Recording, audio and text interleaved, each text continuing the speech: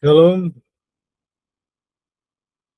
saudara. Pembacaan kali ini yaitu firman Tuhan terambil dari Yeskiel 36 ayat 23.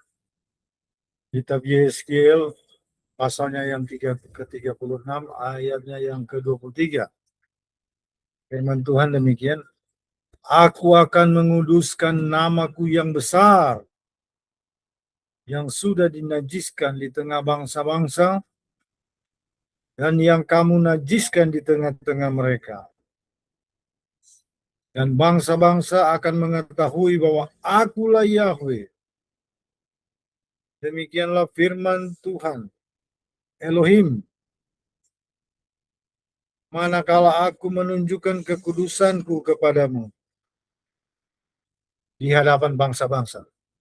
Nah, ayat ini sebenarnya konteksnya Tuhan merasa sakit hati. Karena namanya yang besar, namanya yang kudus, itu direndahkan. Sebetulnya bukan dinajiskan.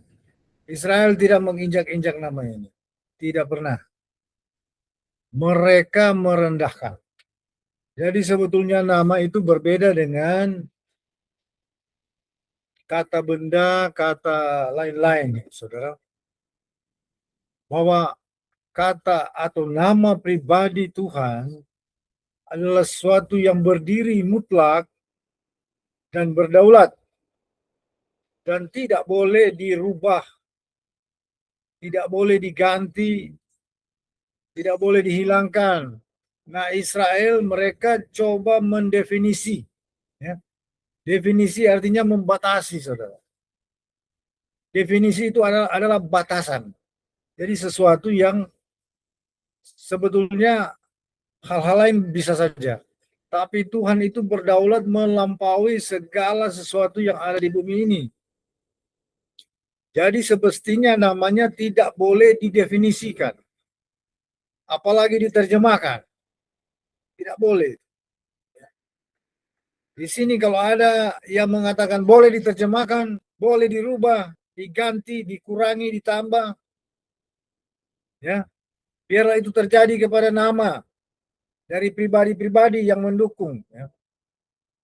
Yang mendukung pahamin bahwa nama pribadi boleh dirubah, diganti dan diterjemahkan. Dan itu justru terjadi pada Anda. Coba. Ya.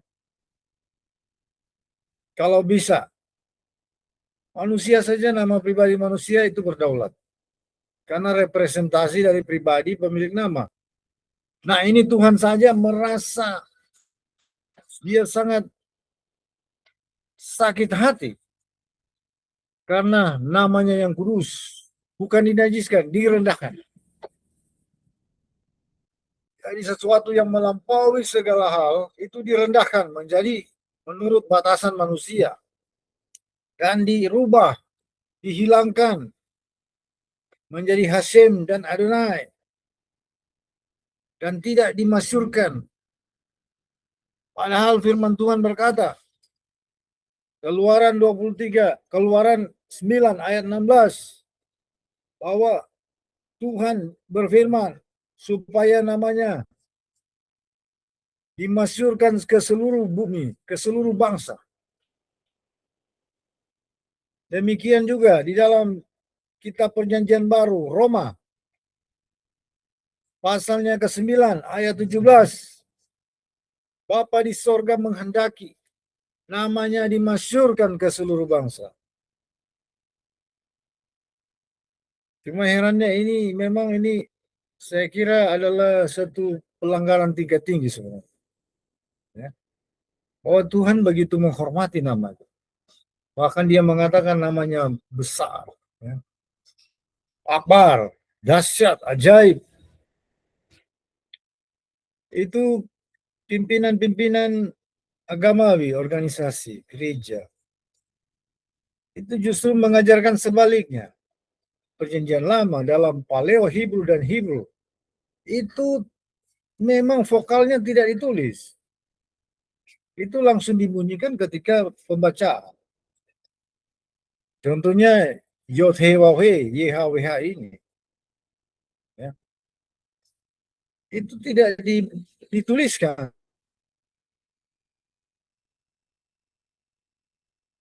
Tetapi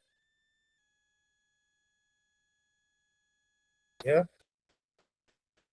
Yotewa Ushinain, ya, ketika dibaca baru ditambahkan langsung.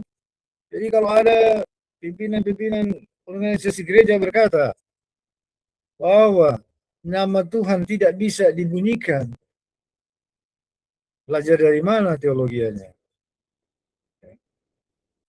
Kita harus belajar, referensi utama kita adalah Hebrew. Karena itulah akar kita. Para rasul adalah Hebrew. Ya. Paling sedikit mereka adalah Hebrew Aramaik. Ya. Tapi bahasa agamawi mereka, bahasa ibadat, peribadatan adalah Hebrew. Bahasa sehari-hari adalah Hebrew Aramaik. Nah, tidak mungkin mereka menuliskan kitab-kitab perjanjian baru itu di bahasa Yunani. Mereka tidak lancar, bahkan Paulus pun tidak lancar. Paulus yang sangat terdidik itu merupakan juga warga Yunani, kewargaan Roma. Itu tidak lancar dalam berbahasa Yunani. Ya. Dia dalam kemana-mana dia membawa penerjemah dan ya ada beberapa penerjemah yang dia bawa. Hanya tanda tangannya yang asli.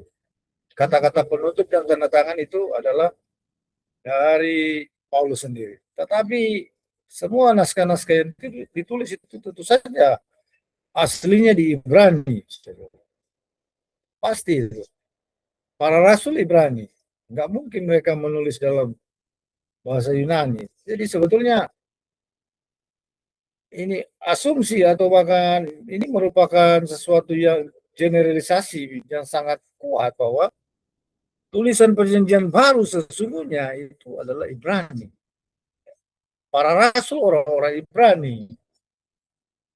Yang beredar itu adalah pasti adalah saduran atau terjemahan. Nah ini kan betul kan? Jadi hanya Lukas yang mungkin pintar berbahasa Yunani ya. Nah, jadi kita harus selalu referensinya ke bahasa Ibrani.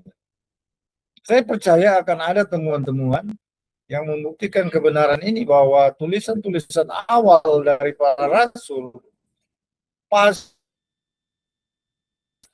ya, minimal dia adalah Hebrew Aramaik. Nah, itu kasih Tuhan dan ya memang kita harus sampaikan kebenaran ini. Sebenarnya kita harus kembali ke nama Tuhan ya. Karena nama ini ajaib. Ketika kita memanggil nama ini dengan sungguh, di seluruh kolong langit ini tidak ada nama yang melebihi nama ini dalam hal getarannya, frekuensinya, kuasa, ada energi, ada otoritas di dalam nama Yahweh. Ya. Di bumi ini akan bertekuk lutut semua yang ada di sorga dan seluruh yang ada di bumi dan di bawah bumi, saudara. Filipi 2 ayat 10. Kenapa nama juru selamat kita Yahshua? Ya, nama yang benar. Saya kalau saudara, saya sudah tahu yang benar, kemudian saya panggil-panggil yang salah, itu hati nurani saya akan berkata saya ini bodoh ya. Apalagi Tuhan, Tuhan berkata kamu bodoh. Kamu sudah tahu yang benar, yang sempurna, kamu panggil-panggil yang salah. Ini saya beritakan bukan kepada umat biasanya. Ini pimpinan-pimpinan gereja ini harus bertobat. Mereka sudah tahu yang benar, tapi mereka menyembunyikan yang benar itu dan memasyurkan nama yang lain. Ini kalau Anda belum diberitahu, Anda tidak salah. Tapi ketika Anda mengetahui kebenaran ini, kemudian Anda bertekun kepada kesalahan atau kekeliruan, itu bukan lagi Tuhan yang menghakimi Anda. Nanti hati nurani sendiri yang bilang Anda bodoh. Ya, kita harus hormati nama Tuhan itu. Karena nama ini, susunan huruf dan bunyinya, itu menimbulkan sesuatu. Kalau istilah sekarang para sains mengatakan, menimbulkan frekuensi, vibrasi, dan energi. Dan kami sudah berulang kali membuktikan nama itu berkuasa, mengusir setan, Lucifer, si ular tua.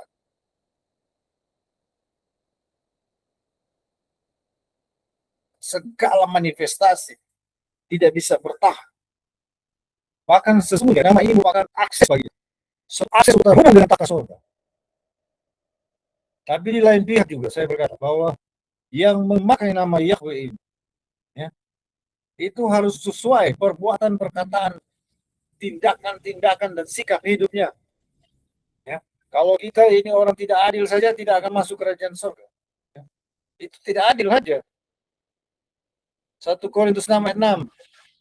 Ya, orang tidak adil tidak masuk surga, apalagi pezina, pemfitnah, ya, orang penipu dan lain-lain yang tidak menjaga kesucian kekudusan tidak pas untuk memakai nama kudus memang.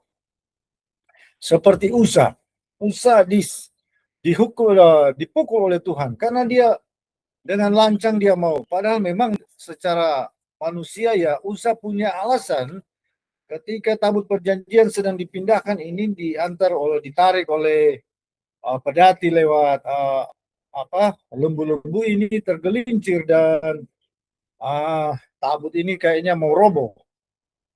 Nah, Usa dia memegang, dia menahan.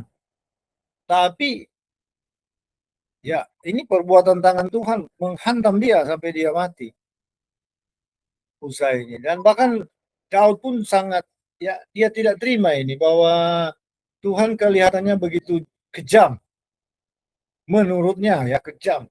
Sampai dia sempat menolak tabut ini sehingga tabut ini harus dibawa kepada rumah Obed Edom, ditaruh di sana sementara.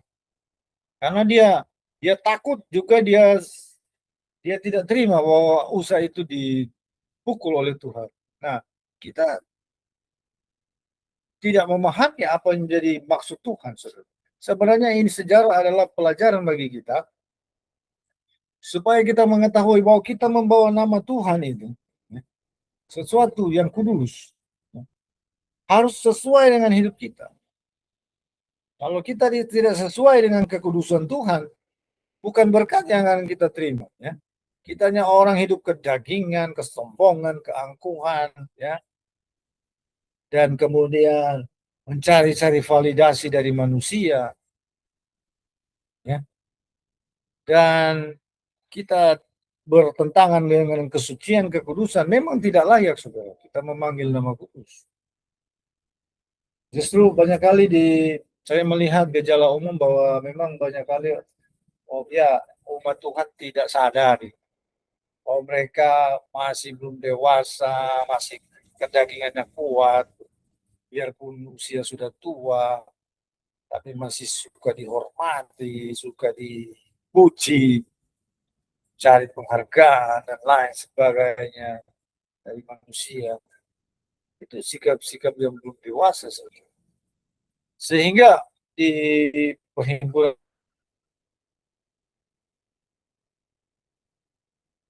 ini saya lihat banyak juga bahwa kita ini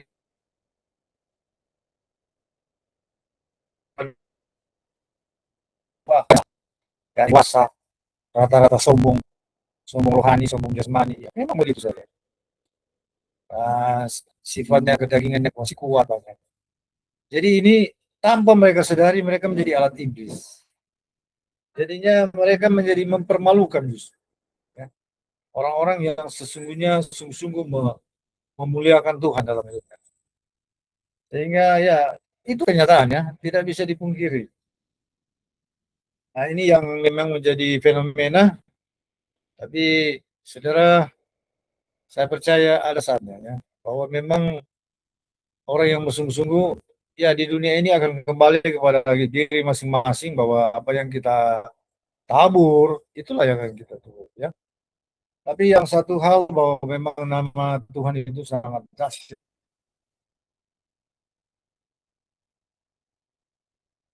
Bukan dengan sembarangan, betul. Karena nama ini harus penuh konsentrasi dengan energi dan kekuatan kita, kesungguhan dan dengan kepercayaan dan keyakinan iman, dengan penghormatan yang dalam, kita ucapkan dalam bunyi nama ini. Yahweh. Yahweh. Bahkan sebetulnya nama ini tidak bisa ditulis oleh huruf-huruf biasa.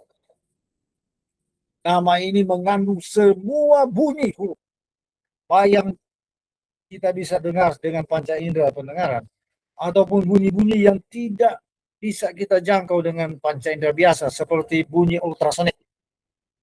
Bunyi itu begitu agung, ya, yang Musa nangkap ketika dia menanyakan nama Tuhan di Keluaran 3 ayat 15. Itu seperti air samudra raya yang maha luas, maha dahsyat itu, yang dia bisa tangkap, yang dia bisa tampung dalam bejana, itu hanya seukuran itu saja, yang semampunya Musa. Tapi sebenarnya bunyi itu begitu agung, dahsyat, ajaib, begitu berkuasa. Karena nama ini adalah induk dari semua frekuensi di dunia. Mengandung energi, ya. Bunyi ini mengandung kuasa, otoritas. Seluruh malaikat di sorga dan di apalagi yang malaikat-malaikat jatuh ketika mereka mendengar nama ini, mereka akan bertekuk lutut, ya, namanya yang benar. Tapi apa yang kita manusia bisa bunyikan itu sangat terbatas, ya. Itu cuma setitik dari seluruh bunyi yang sebenarnya, ya. Bunyi, karena bunyi ini adalah representasi dari pribadi yang maha kuasa. Tapi ketika kita sungguh-sungguh memanggil nama ini dengan kesucian, kekudusan, dengan penghormatan dan iman yang teguh, kita sebenarnya sedang terhubung, ya, ke sumber kuasa yang paling dahsyat di alam semesta ini, yaitu di ruang kudus tata Tuhan. Ya. Nah, ini seharusnya diajarkan oleh pemuka-pemuka gereja, ya, pemuka-pemuka gereja, supaya nama ini dimasyhurkan. Jangan justru, ya, kelihatannya kita memasyhurkan nama yang lain yang tidak diperintahkan, bahkan yang berkenaan dengan sesembahan dari bangsa-bangsa lain, dan bukan Tuhan yang Maha Kuasa namanya. Kalau memang kita mau simpati dengan nama-nama tersebut, kalau Anda memang, ya, nampaknya, ya, kebanyakan saya lihat nampaknya, ya, pimpinan-pimpinan gereja juga alergi dalam memanggil nama Tuhan. Nggak simpati atau bagaimana, ya. Nah, Anda harus jujur sebenarnya. Anda jangan memanggil haleluya. Jangan pernah Anda menyebut haleluya. Karena haleluya itu adalah terpujilah Yahweh. Jangan memodokkan umat berkata haleluya. Haleluya itu apa? Terpujilah Tuhan. Ah, ini pembodohan besar. Haleluya arti yang gamblang, terpujilah Yahweh. Kalau Anda maksudkan bahwa Anda mengagungkan nama Tuhan dari Gua Hira, ya, panggillah haleluya. Artinya terpujilah, lah itu Anda sudah tahu, ya kan? Haleluya. Jangan pernah menyebut haleluya. Kalau memang Anda anti kepada nama itu, namanya. Nah, kasih dalam Tuhan, saya percaya maksud dari semua ini adalah kasih. Ini adalah kebenaran hakiki. Hukum tertinggi dan terbesar adalah hukum kasih. Kasihlah Yahweh Elohim dengan segenap hati dan segenap jiwa, akal, budi, dan kekuatan. Itu hukum pertama dan hukum yang tetap, dan mengasihi sama kamu kita. Tapi kebenaran yang tertinggi adalah nama pribadi Tuhan itu sendiri. Seluruh kebenaran kitab suci itu berpusat kepada nama Yahweh. Juru selamat itu siapa? Yahweh yang menjadi daging. Karena itu namanya yang benar, yang sejati sebenarnya Yahshua. Nama yang diberikan kepada host. Gabriel pasti mengatakan kepada Maria, namakan dia juru selamat itu Yahshua.